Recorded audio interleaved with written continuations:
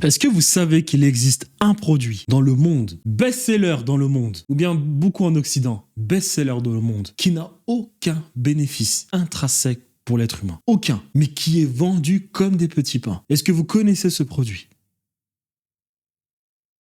C'est la pilule que les femmes consomment. Un produit qui n'a aucun bénéfice pour le corps de la femme. Aucun. Mais lorsque tu vas l'expliquer à certaines femmes, elles vont te dire que s'il y a des bénéfices, c'est exceptionnel. Et quand je dis ça, ce n'est pas pour critiquer les femmes. Quand je dis ça, c'est parce que j'ai tellement de compassion pour les femmes. Je suis attristé pour ce qui est la situation des femmes en Occident. Parce que les femmes, lorsque tu apprends l'histoire de la femme occidentale, tu comprends pourquoi. Aujourd'hui, elle est capable de défendre la pilule et de donner des justificatifs pour ce qui est de la consommation de la pilule. C'est-à-dire que ceux qui ont la peau dépigmentée existent depuis 8000 ans maintenant. Donc les femmes blanches, les hommes blancs qui viennent des steppes caucases, qui sont allés envahir le Moyen-Orient, puis l'Europe, ils existent depuis aujourd'hui 8000 ans. Et ce n'est qu'en 1978, en Angleterre, Reform Act, ou bien 1944, donc il y a à peu près 100 ans, que les femmes ont eu un peu de liberté. Donc 8000 ans. Sur 8000 ans, les femmes n'ont eu que certaines libertés il y a 100 ans. Les Grecs qui vous parlent de démocratie, les femmes n'ont pas de liberté. Ce sont des biens cheptels, elles servent à pondre des enfants.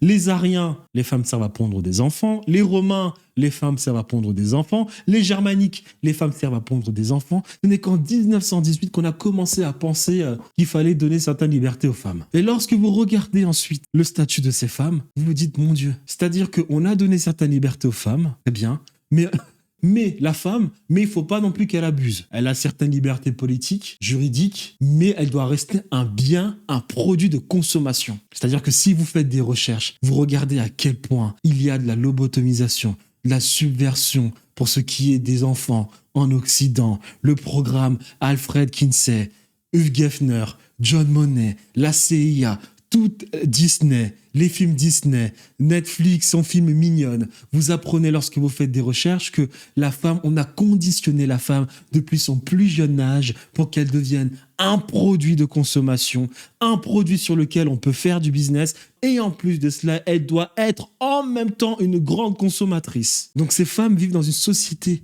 qui les méprise profondément et c'est comme ça qu'aujourd'hui, il existe des produits qui n'ont aucun bénéfice pour le corps de la femme, mais certaines de ces consommatrices de ce produit seront capables de justifier la prise de la pilule.